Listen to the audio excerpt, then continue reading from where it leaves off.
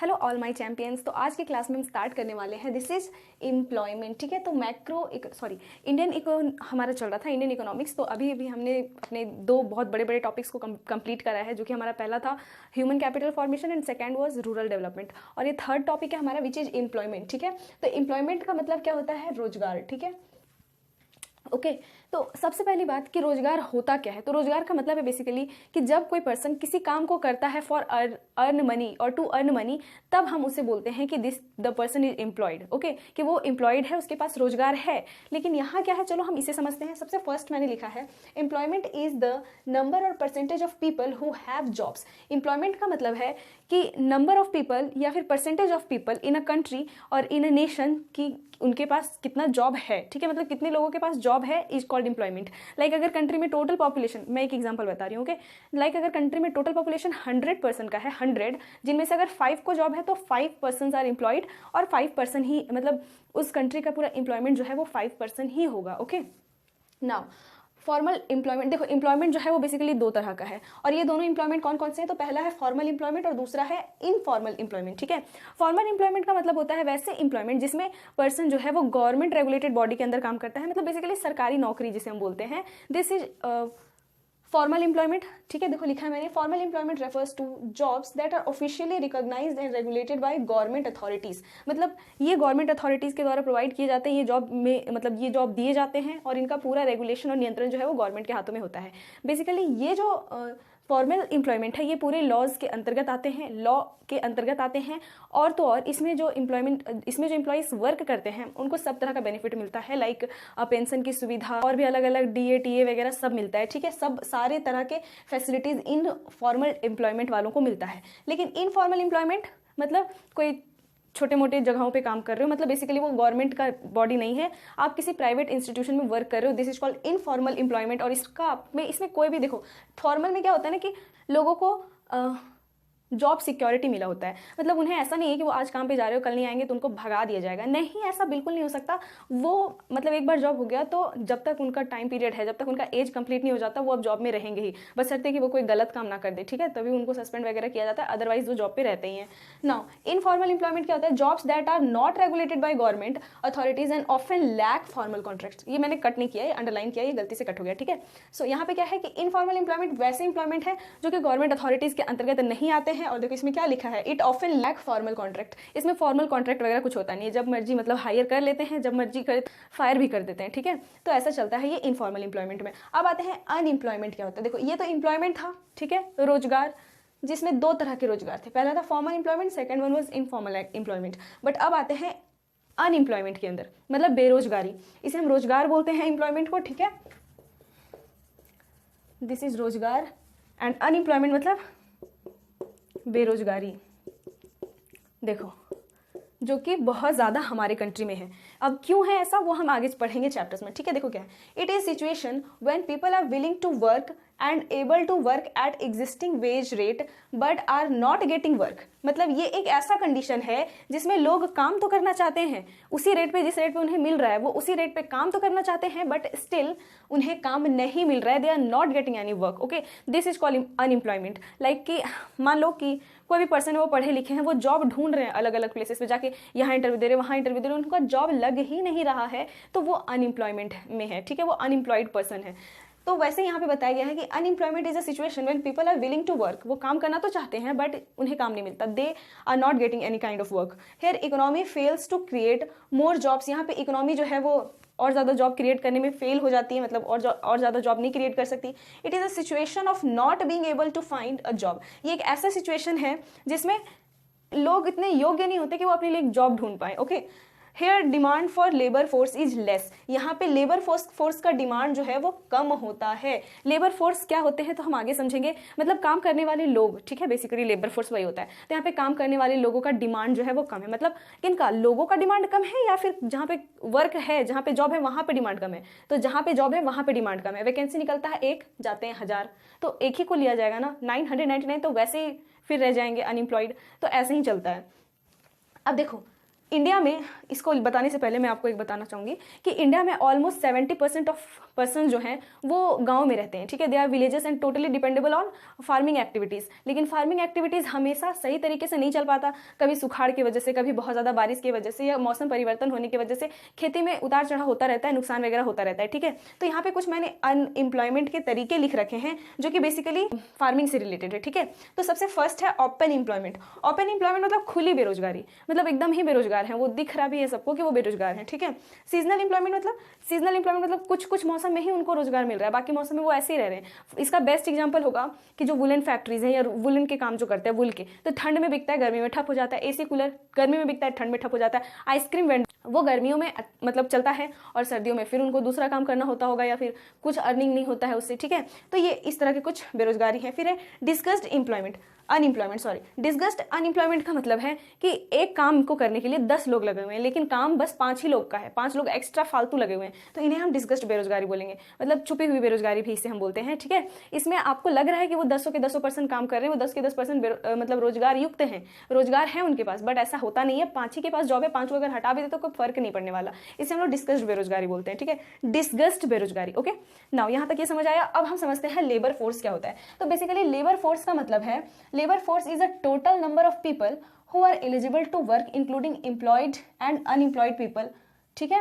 या full stop होगा। Labour force का मतलब है कि पूरे कंट्री में टोटल पर्सन्स या टोटल लोग जो कि काम करने वाले हैं, मतलब काम करने वाले जो लोग हैं, यूथ हैं जो, उन्हें हम बोलेंगे लेबर फोर्स, ठीक है। देखो क्या है, labour force is total number of people who are eligible to work, जो कि काम करने के लायक हैं, काम करने के लिए एलिजिबल हैं, ठीक है, उन्हें हम बोलेंगे लेबर फोर्स। लाइक कि कोई भी बिजनेस में जो भी क्वालिफिकेशन होता है वहाँ पे 100 लोग आते हैं उसी क्वालिफिकेशन के, तो उस बिजनेस के लिए वर्क फोर्स 100 लोग हो गए, ठीक है। लेकिन बात अलग है कि वो रखेंगे किसी और को, मतलब किसी को ही, लेकिन 100 लोग उनके पास आए वही क्वालिफिकेशन के, वही एलिजिबिलिटी को लेकर, तो फिर वो उनका पूरा वर्क फोर्स हो गया, ठीक है। तो this is called work force. देखो इसमें वर्क फोर्स में क्या है कि the persons including 16 to 64 years old के लोग इसके बीच में आते हैं। इसमें हाउस वाइफ वुमेन्स नहीं आती, ओल्ड एज पर्सन्स नहीं आते, ठीक है, ये बात को हमेशा ध्यान रखना। तो ये हो गया इसमें लेबर फोर्स में। लेबर फोर्स का फॉर्मूला क्या है कि persons working plus person available. मैंने अभी क्या बोला कि कुछ कोई हायर करेंगे तो जितने को हायर करेंगे वो प्लस जो उनके पास और एक्स्ट्रा है कि वो और उनमें से हायर कर सकते हैं, किसी को भी उठा के काम पे लगा सकते हैं, ये पूरा आपका वर्क फोर्स होता है, ठीक है। वर्क फोर्स पार्टिसिपेशन रेट, देखो वर्क फोर्स पार्टिसिपेशन रेट क्या है, मतलब हमारे कंट्री में जितना भी वर्क फोर्स अवेलेबल है उनमें से कितने लोग काम कर रहे हैं, ये रेट निकालना, ठीक है। तो बेसिकली अभी मैंने बोला 16 to 64 ईयर्स के लोग आते हैं, हाउस वाइफ्स नहीं आती, ओल्ड एज पर्सन नहीं आते, साथ ही साथ जो पढ़ रहे हैं, अभी तक पढ़ ही रहे हैं, उनका पढ़ाई कंप्लीट नहीं हुआ है, वो एलिजिबल नहीं हुए हैं, वो भी इसमें नहीं आएंगे, ठीक है। नाउ इसका रेट क्या कैसे निकालेंगे, तो देखो लेबर फोर्स पार्टिसिपेशन रेट निकालने के लिए labour force divided by working age population, working age population मतलब काम करने का जो ग्रुप है, ठीक है, उसमें जितने लोग आ रहे हैं वो persons into 100, okay, this is labour force participation rate. नाम है लेबर सप्लाई। तो लेबर सप्लाई का क्या मतलब है, मतलब जो लोग को रखा गया है, जो लोगों को हायर किया गया है, वो कितनी देर वर्क करना चाहते हैं, कितनी देर काम करना चाहते हैं, this is called labour supply. तो यहाँ पे मैंने लिखा है it is the total hours of workers wish to work at a given real wage rate, मतलब इसमें वर्कर्स का विश है या मतलब वर्कर कितनी देर काम करना चाहते हैं, जो भी प्राइस उनको मिल रहा है, जो भी वेज उनको मिल रहा है, उस पर वो कितनी देर काम करना चाहते हैं, this is labour supply.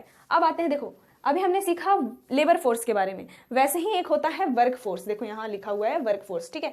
Work force क्या होता है, तो the number of persons who are actually employed at a particular time are known as work force. मतलब मैंने क्या बोला अभी एग्जांपल जो दिया कि कंपनी में 100 लोग जाते हैं, जो भी जॉब का क्वालिफिकेशन है या एलिजिबिलिटी है उसके लिए, अब वो जाते हैं 100 लोग, उनका हायर होता है बस 2 ही लोगों का, ठीक है, वो 2 ही लोगों को कंपनी रखती है, बाकी का 98 मतलब वो हायर नहीं करती, लेकिन हाँ उनके पास आया हुआ था, तो कंपनी को पता है कि वर्क फोर्स 100 है, जिनमें से 2 को हमने रखा हुआ है, तो 2 को जिसे उन्होंने रखा है वो 2 वर्क फोर्स कहलाएंगे, ठीक है, जो एक्चुअली में काम कर रहे हैं, जो एक्चुअली में हायर्ड पर्सन है, they are called work force, okay. Work force हम कैसे निकालेंगे, देखो WF मतलब वर्क फोर्स रेशियो भी निकाला जाता है, ठीक, मतलब WF मतलब वर्क फोर्स निकालने के लिए जो टोटल लेबर फोर्स है उसमें माइनस कर देंगे number of person not working but willing to work, ठीक है, मतलब ऐसे लोग जो काम नहीं कर रहे लेकिन काम करना चाहते हैं, मतलब एक्चुअली में वो एम्प्लॉयड नहीं है। अभी मैंने बोला कि 100 में से 2 काम कर रहे हैं, ठीक है, तो 2 काम कर रहे हैं तो 2 ही तो वर्क फोर्स में हुए ना। अब इसमें क्या बोला, फॉर्मूला क्या बता रहा है कि वर्कफोर्स 100 है तो 100 माइनस कर देंगे जो लोग काम नहीं कर रहे हैं, विलिंग टू वर्क हैं जो लोग, ठीक है। तो 98 विलिंग टू वर्क है, उनको जॉब नहीं मिला तो 98 माइनस कर दो, 2 बचा। तो 2 हाँ, दो ही को तो हायर किया गया था, तो वो 2 वर्कफोर्स के अंतर्गत आते हैं, ठीक है। Worker population ratio, worker population ratio मतलब WPR, ठीक है। इसमें भी ये कैसे निकलता है, तो जितना भी वर्क है, वर्कर्स, ठीक है, divided by population which can work, मतलब कितने लोग काम कर सकते हैं इनटू 100, इससे निकलता है आपको WPR, ठीक है। यहाँ तक कोई प्रॉब्लम नहीं, आई डोंट थिंक ये होना चाहिए। अब यहाँ पे देखो जॉबलेस ग्रोथ, जॉबलेस ग्रोथ क्या होता है, तो बेसिकली किसी भी इकोनॉमी में या किसी भी कंट्री में क्या होता है कि वहाँ के जो लोग हैं वो बेरोजगार पड़े हैं, लेकिन फिर भी कंट्री डेवलप कर रही है। ये कैसे हो रहा है, वहाँ के लोग काम ही नहीं कर रहे तो कंट्री बढ़ कैसे रही है भाई। तो this is all because of information and technology, ये सब टेक्नोलॉजी की वजह से होता है। यहाँ पे क्या लिखा है देखो, चलते हैं, देखो क्या है, it refers to a situation, ये एक ऐसा सिचुएशन है where GDP gross domestic product of an economy increases due to innovative technology. मतलब देखो इसमें बता दिया रीजन कि ऐसा इसलिए होता है क्योंकि जो बिजनेसेस हैं या जो कंपनियां हैं वो इनोवेटिव आइडियाज, इनोवेटिव टेक्नोलॉजी का यूज करके अपनी प्रोडक्शन को बढ़ाती है। उनका प्रोडक्शन जो है वो टेक्नोलॉजी को यूज करके बढ़ाया जा रहा है, पर्सन्स को रिप्लेस किया जा रहा है, लोगों को रिप्लेस करके उनके प्लेस पे मशीन लगाया जा रहा है। जहां पे एक काम को करने के लिए 10 लोग लगते थे, आराम से काम होता था, वहां पे एक मशीन ऐसे ही काम कर दे रहा है तो 10 लोग का तो जॉब गया ना। यही सिचुएशन होता है यहाँ पे, ठीक है।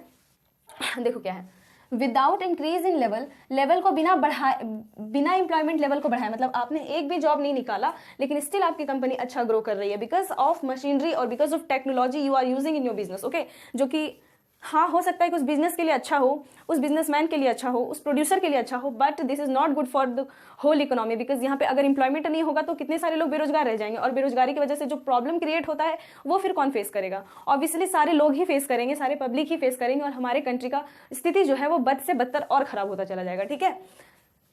Because company is trying to achieve their target through efficient tech, मतलब technology without use of man power, क्योंकि चाहती है बिजनेसेस कि वो मैन पावर को ज़्यादा ना लाए और मशीनरी लाए, क्योंकि मैन पावर को अगर लाएगी तो उन्हें हर मंथ सैलरी देना पड़ेगा, ठीक है, हर मंथ पेमेंट करना पड़ेगा। बट अगर वो मशीनरी लगाती है तो वो एक बार इन्वेस्टमेंट करती है और हमेशा फायदा करती, मतलब हमेशा प्रोडक्शन करती है, ठीक है। तो ये सब चीज़ें कंपनी समझती है और इसीलिए वो मशीनरी पे इन्वेस्टमेंट करना ज़्यादा सही समझेगी, टेक्नोलॉजी पे इन्वेस्टमेंट करना ज़्यादा सही समझेगी as comparison to man power, ठीक है। Now it's casualization and informalization of workforce. क्या हुआ माँ, क्या हुआ, 12 बज रहा है, हैप्पी न्यू ईयर। चलो देखो, casualisation and informalization of workforce. Casualisation का क्या मतलब है, तो कैजुअलाइजेशन का मतलब है, देखो काम जो है ना वो कितने तरीके के हैं, अभी हम डेटा को समझेंगे और डेटा से हमें और भी कुछ समझना है। तो यहाँ पे जो मैंने लिखा है सिर्फ इस पे विश्वास नहीं करना, क्योंकि इसे इरेज करके हमें कुछ और भी पढ़ना है, ठीक है, इसी चैप्टर में। कैजुअलाइजेशन का मतलब होता है कि परमानेंट जॉब से उठा के टेम्प्रोरी जॉब में ज्वाइनिंग करना या फिर टेम्प्रोरी जॉब में जाना, ठीक है। कभी आपका जॉब का स्टेबिलिटी नहीं है, कोई आपको जॉब सुरक्षा नहीं मिला हुआ है, कभी भी आपको निकाल दिया जाएगा, ठीक है, कभी भी हायर कर लिया जाएगा, ये हो गया कैजुअलाइजेशन, ठीक है। तो देखो casualisation of workforce means shift of self employed and regular salaried employed to a casual wage. मतलब ये जो सेल्फ एम्प्लॉयड लोग हैं या जो सैलरीड पर्सन है उनको कैजुअल वर्क में रखना और कैजुअल सैलरी पे, कैजुअल वेज पे रखना। यहाँ पे उनको वेजेस एवरी डे में मिल सकता है या फिर वीकली भी मिल सकता है, ठीक है। It is due to lack of opportunities in the organised sector people start working as casual worker. ये ऐसा इसलिए होता है क्योंकि ऑर्गेनाइज सेक्टर में, मतलब जो बड़े बड़े इंडस्ट्रीज हैं, बड़े बड़े मतलब ऑर्गेनाइज्ड बॉडी हैं, वहाँ पे अपॉर्चुनिटी कम है। अब अगर सारे लोग तो यहाँ नहीं जा सकते ना, फॉर्मल एम्प्लॉयमेंट में तो सारे लोग नहीं जा सकते। अब इतना मतलब इस जॉब का प्रोसेस इतना ज़्यादा टफ है, सिलेक्शन होना इतना ज़्यादा कठिन है, तो लोग कैसे जाएंगे। तो उधर अपॉर्चुनिटीज़ कम होने की वजह से लोग इधर चले जाते हैं, कैजुअल वर्क में चले जाते हैं इधर, ठीक है, इनफॉर्मल एम्प्लॉयमेंट में चले जाते हैं। तो यही इनका मेन रीज़न है। अब है कॉजेज ऑफ अनएम्प्लॉयमेंट, मतलब सबसे बड़ा कारण क्या है कि हमारे देश में ये बेरोजगारी है, ठीक है। ये कुछ कारण है यहाँ पे बताए हुए। First is slow economic growth, क्योंकि हमारी इकोनॉमी सबसे धीरे धीरे ग्रोथ कर रही है, उतना तेजी से ग्रोथ नहीं कर रही जितना तेजी से पॉपुलेशन ग्रोथ कर रही है, ठीक है। तो अगर हमारे कंट्री में इकोनॉमी जो है वो मतलब इकोनॉमिक ग्रोथ बहुत ही अच्छे से होने लगेगा तो फिर ये वेल एंड गुड। अगर ये ग्रोथ, इकोनॉमिक ग्रोथ अच्छा होगा तो जॉब भी ज़्यादा निकलेंगे, अपॉर्चुनिटीज ज़्यादा निकाला जाएगा, जिससे लोगों के पास एम्प्लॉयमेंट बढ़ेगा, ठीक है।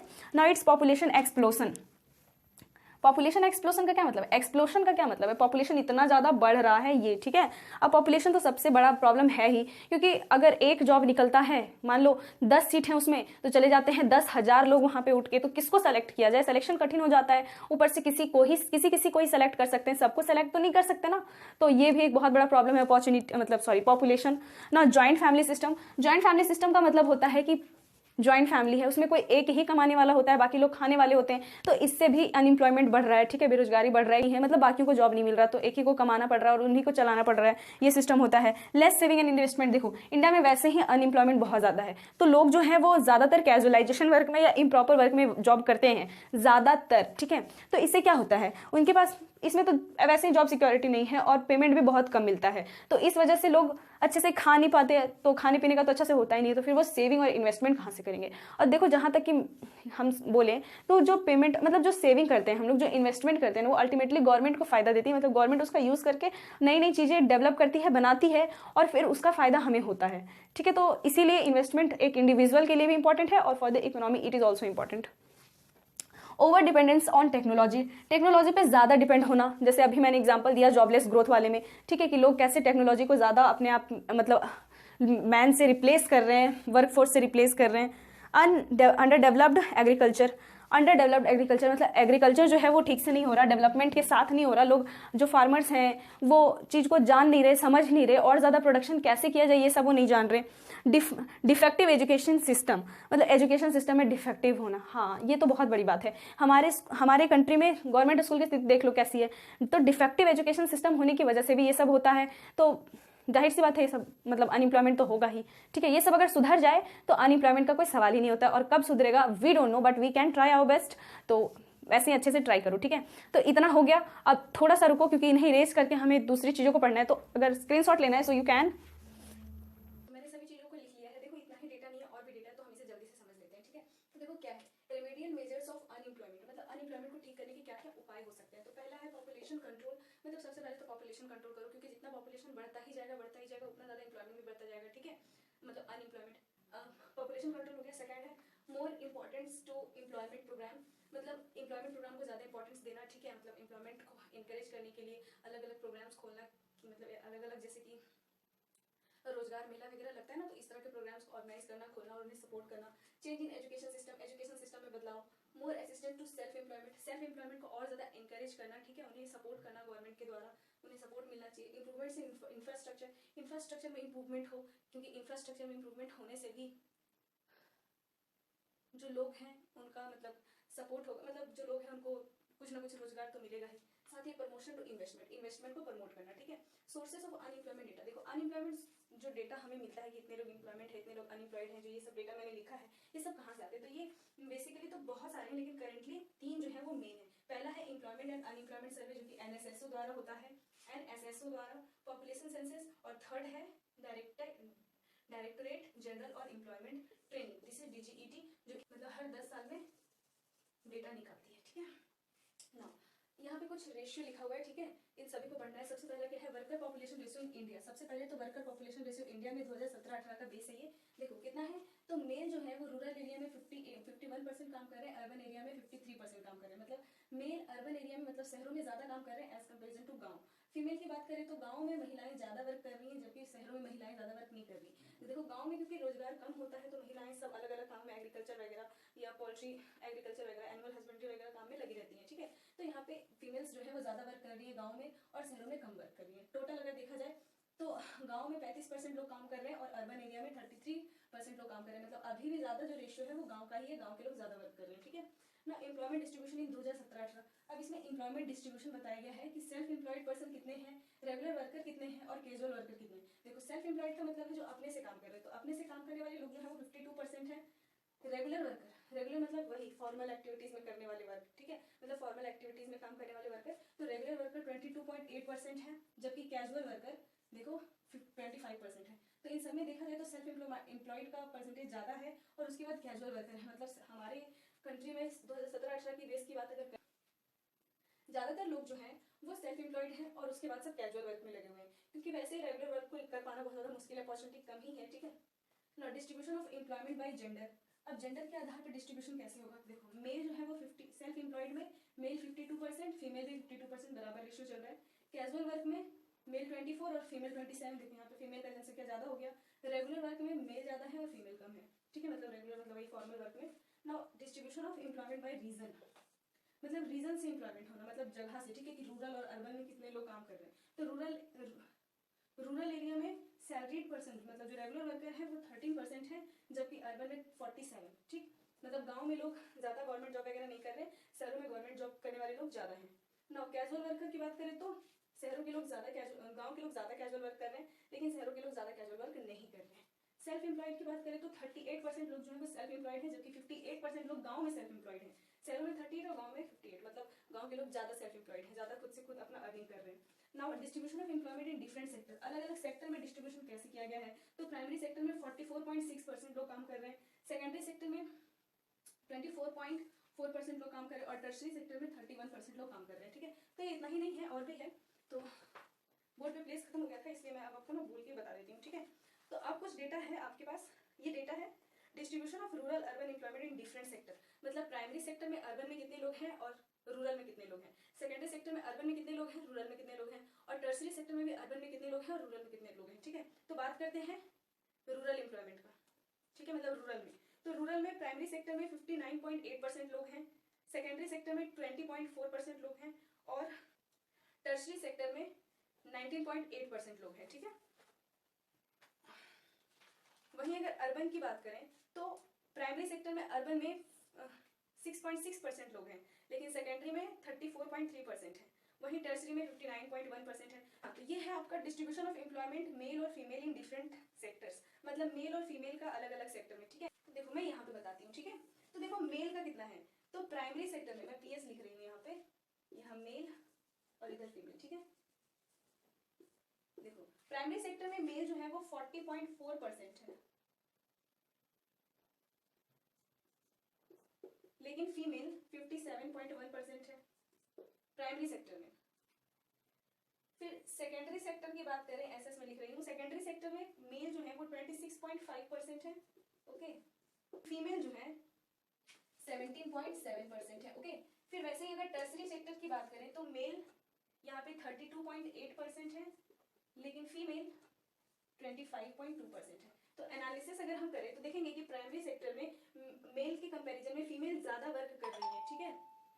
और फिर SS मतलब सेकेंडरी सेक्टर में देखें तो देखेंगे कि मेल ज्यादा वर्क कर रहे हैं, और टर्सरी सेक्टर में देखा जाए तो फिर मेल ही ज्यादा वर्क कर रहे हैं, ठीक है। मतलब प्राइमरी सेक्टर में देखो, प्राइमरी सेक्टर क्या होता है, खेती बाड़ी का काम, ठीक है, एग्रीकल्चर से रिलेटेड, तो एग्रीकल्चर से रिलेटेड काम करने में महिलाएं ज्यादा आगे हैं as comparison to males, okay. देखो यहाँ पे, ठीक है, 57.1% है ये। उसके बाद एक डेटा आता है trends in employment sector wise, ठीक है। मतलब अगर पूरा एनालाइज करें तो यहाँ पे हमारे पास ये निकलता है, देखो मैं यहाँ बनाती हूँ कि सेक्टर वाइज कितने लोग जो है वो काम कर रहे हैं, ठीक है। तो यहाँ पे सेक्टर 1972-73 का डेटा है, नाउ 93-94 का डेटा है, नाउ 2011 एंड 12 का डेटा है, और लास्टली आपका 2017 और 18 का डेटा है, ठीक है। तो देखो सबसे पहले है प्राइमरी सेक्टर, तो प्राइमरी सेक्टर में 1992 और 93 में 74.3% लोग काम कर रहे थे, वहीं 93-94 में 64 हो गए, 11-12 में 48.9 और 17-18 में 44.6। देखो यहाँ पे अगर एनालिसिस करोगे इसका तो सबसे ज्यादा क्या देखेंगे, प्राइमरी सेक्टर में लोग जो है वो धीरे धीरे कम होते चले गए हैं, ठीक है, ये कम हो रहे हैं। पहले 74% लोग जो है वो प्राइमरी सेक्टर में वर्क कर रहे थे, फिर 64 हो गए, फिर 48 हो गया, और अब 44.6 हो गया। मतलब धीरे धीरे ये ग्राफ कम होते जा रहा है। एग्रीकल्चर को लोग ज्यादा सपोर्ट नहीं कर रहे, लोग ज्यादा वर्क नहीं करना चाह रहे हैं। आपके पेरेंट्स या हमारे पेरेंट्स भी नहीं चाहेंगे कि हम लोग एग्रीकल्चर करें बड़े होकर, ठीक है, क्योंकि सबके मन में यही होता है अच्छे से पढ़ाई लिखाई कर रहे हैं तो वो अच्छा जॉब करे, बड़े पोस्ट पे जॉब करे, ठीक है। इसी वजह से देखो एग्रीकल्चर कम होता चला जा रहा है। उसके बाद अगर सेकेंडरी सेक्टर की बात करें तो इसमें 10% था पहले 1994 में। देखो इसका ग्राफ तो बढ़ा है भाई, क्योंकि अब मतलब इसमें लिखा होने से क्या होगा, मतलब इसमें लिखा हुआ भी है और हम समझ भी रहे हैं कि सेकेंडरी सेक्टर में लोग मतलब लगातार मतलब बिजनेसेस एस्टैब्लिश होते गए, प्रोडक्शन वगैरह बढ़ता गया, ठीक है, धीरे धीरे ये बढ़ता जा रहा है और एक्सपैंड हो रहा है। तो इसमें इसमें भी लोग का काम करने का रेशियो जो है वो बढ़ता ही जा रहा है, देख सकते हो। वहीं टर्सरी की बात करें तो इसका भी बढ़ा है, ठीक है, इसमें भी लोग ज़्यादा जागरूक हुए हैं और ज़्यादा ऑफिशियल वर्क करने में ज़्यादा इंटरेस्टेड हैं लोग अभी के टाइम में। तो पहले 14 मतलब 1994 में देखो इतना ही का जॉब होता था इसमें 14.8%, लेकिन बाद में ये 20 हो गया, फिर 26.8 एंड नाउ 31। सबको ऐड कर देंगे टोटल, तो टोटल यहाँ 100%, 100 और 100, ठीक है। मतलब 100 लोगों में देखो पहले 1992 में इतने लोग वर्क करते थे प्राइमरी सेक्टर में, लेकिन अब 1993-94 में ओनली 64, 11-12 में 48% ओनली, और 17-18 में 44 हो गए। मतलब धीरे धीरे इनका ग्राफ कम होते जा रहा है। वहीं पे सेकेंडरी सेक्टर की बात करें तो ये बढ़ रहा है, ठीक है, लोग इसके बारे में जागरूक हो रहे हैं और ज्यादा वर्क कर रहे हैं, और सेम टर्सरी सेक्टर में भी हो रहा है कि ये भी बढ़ रहा है, ठीक है। तो ये था आज की क्लास में, आई होप कि आपको ये समझ में आ गया। 2023 से मैं 4 में चली गई पढ़ाते पढ़ाते, ठीक है। तो यस 12:20 हो रहा है, तो आई थिंक कि अब मुझे सोना चाहिए, मेरा सेलिब्रेशन तो यही है। तो आप सबको हैप्पी न्यू ईयर फिर से अगेन, ठीक है। मिलते हैं नेक्स्ट क्लास में, तब तक के लिए bye bye, have a good day, stay happy, stay healthy and love you all.